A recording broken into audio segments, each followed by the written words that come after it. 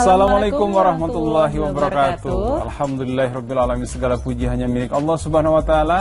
Apa kabar pemirsa, bahagia sekali sore hari ini. Saya Dude Harlino dan saya Alisa Subhanono. Kita bertemu di acara kesayangan kita, Berita Islami Masa Kini. Masya Allah pemirsa, kalau tadi kita lihat tayangannya mengenai air, jadi memang sekarang kita menyadari bahwa air itu memiliki peran yang sangat penting di dalam kehidupan kita, karena sebagian besar dari tubuh kita isinya adalah air. Betul sekali, dan memang kita harus benar-benar bersyukur, kemudian memanfaatkan. Jangan kita eksploitasi air, kemudian kita sia-siakan, kita boros-boroskan, akhirnya air jadi langka gitu ya. Betul sekali, dan ini perlu diingat juga karena memang kita tidak akan pernah bisa membayangkan kalau misalnya di kehidupan ini, di bumi ini itu kita hidup tanpa air. Kalau tanpa air maka tidak akan ada kehidupan. Jadi kita harus patut bersyukur kepada Allah ini atas nikmat. Air itu nikmat yang luar biasa.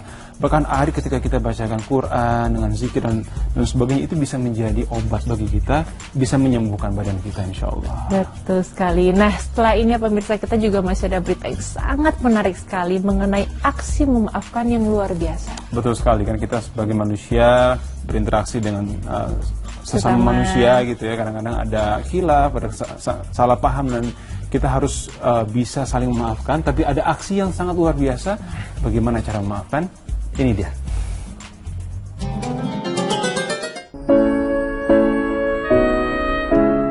Aksi memaafkan yang luar biasa. Pemirsa, memang meminta maaf kepada seseorang adalah hal yang sulit dilakukan. Namun jauh lebih sulit lagi memberikan maaf kepada orang lain. Karena ketika hati telah tersakiti oleh orang lain dengan kesalahan yang besar, maka sulit rasanya untuk menyembuhkan luka di hati hanya dengan ucapan maaf saja. Tetapi berbeda halnya dengan beberapa orang berikut ini, karenanya mereka telah menyadarkan kita semua untuk saling memaafkan, bahkan dengan kasus yang berat sekalipun. Dan berikut aksi memaafkan yang luar biasa, di antaranya adalah memaafkan pembunuh anaknya. Dalam kondisi ini, orang tua mana yang tidak sakit hati ketika mengetahui anaknya telah dibunuh oleh orang lain? Hukuman eksekusi mati mungkin menjadi hukuman yang setimpal bagi pelaku pembunuhan. Karenanya ada seorang pemuda bernama Balal dinyatakan bersalah karena telah membunuh seorang pria yang bernama Abdullah Hosenzadeh. Dan pada saat itu pengadilan memutuskan untuk memberi hukuman mati kepada Balal dengan hukuman gantung kepadanya. Lalu hari untuk mengeksekusi pun tiba. Pria tersebut langsung diberi hukuman gantung yang dapat membuatnya tewas seketika. Sementara itu, keluarga korban diperbolehkan untuk menendang kursi tempat Balal berdiri. Kemudian, ibu korban pun langsung maju untuk melakukan tugasnya tersebut. Ketika semua orang beranggapan bahwa si ibu akan menendang kursi, namun yang terjadi justru sebaliknya. Ibu Abdullah menampar pipi Balal dan melepaskan tali di lehernya. Dan ternyata, ibu korban tersebut memaafkan perbuatan keji Balal yang telah menewaskan anaknya. Suasana yang semula mencekam pun berubah menjadi haru biru. Kemudian ibu Balal memeluk ibu Abdullah sambil mengucapkan terima kasih karena telah memberi maaf kepada anaknya.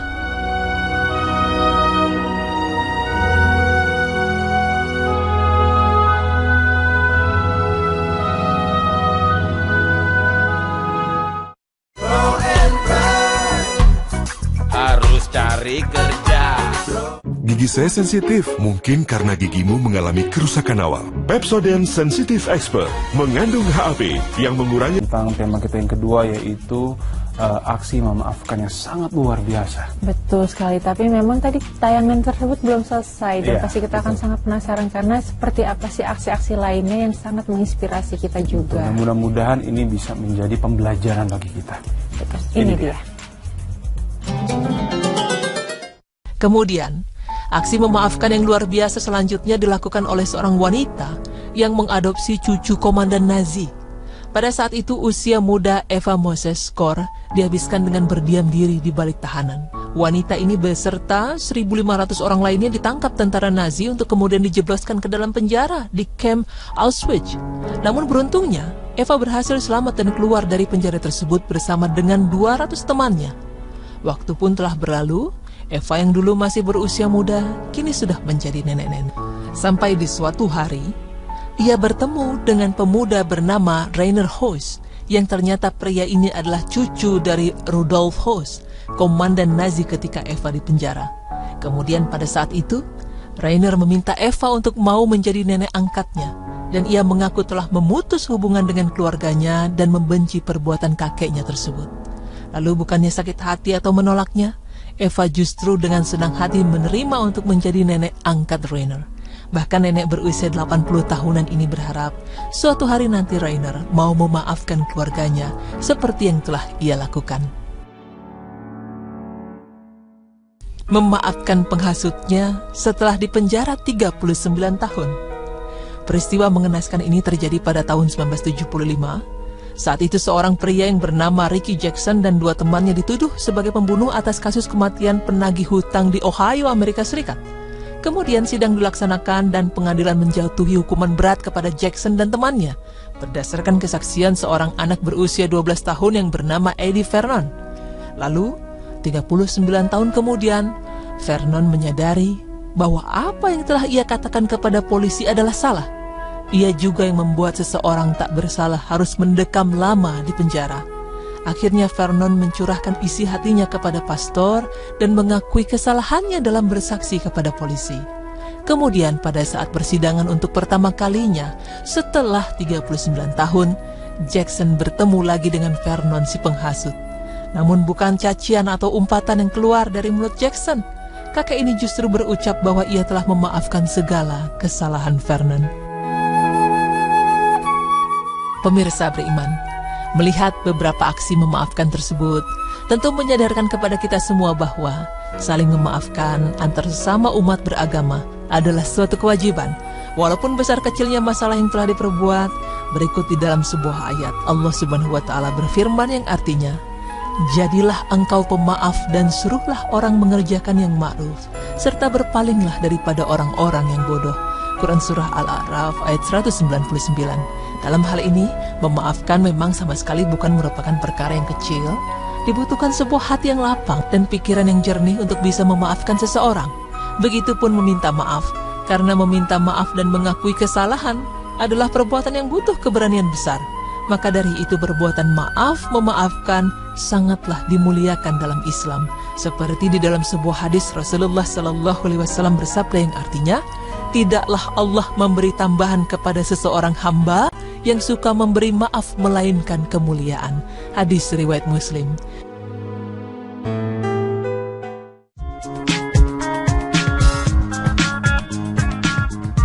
Pemirsa beriman, itulah beberapa aksi memaafkan yang luar biasa. Semoga dengan pemaparan tadi dapat menjadikan kita sebagai umat muslim menjadi pribadi diri yang saling memaafkan. Amin. Muslim.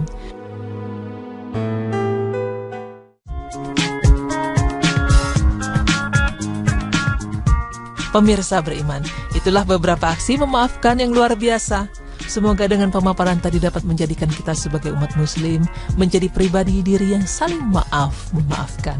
Amin.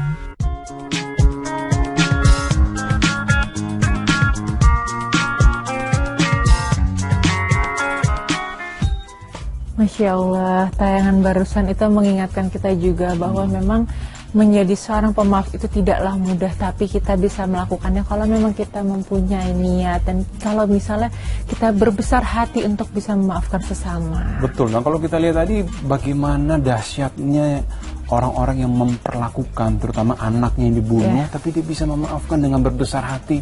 Itu Masya Allah sangat luar biasa. Dan kalau kita tahu bagaimana Rasulullah ketika dulu berjuang, berdakwah untuk Islam dengan hujatan, dengan lemparan batu dan lain sebagainya, tapi Rasulullah memaafkan dan akhirnya Islam bisa menyebar luar biasa sampai ke seluruh muka bumi ya. Iya, dan ini bisa menjadi inspirasi juga untuk kita, menjadi pembelajaran juga supaya kita bisa menjadi pribadi yang lebih baik dan bisa saling memaafkan. Betul, dengan memaafkan kita akan jauh lebih tenang, lebih lega tentunya, insya Allah.